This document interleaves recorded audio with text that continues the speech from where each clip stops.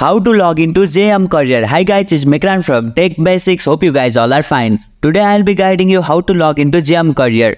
Login into JM Career is quite easy, so without any delay, let's get started. Open your web browser. Open your preferred web browser such as Google Chrome, Firefox, Brave, etc. Navigate to JM Career login page. In the address bar, type in JM Career login and press enter.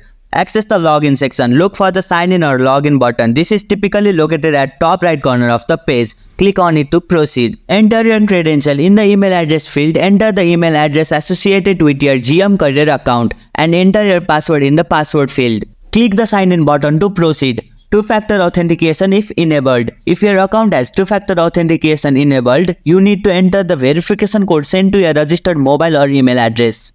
Access JM Career dashboard. After successfully logged in, you will be directed to JM Career dashboard. From here, you can access various features including job application, profile information and other career resources. That's it, you have logged in successfully. If you liked our video, press the thumbs up and share button. Also hit the subscribe button for more tutorials.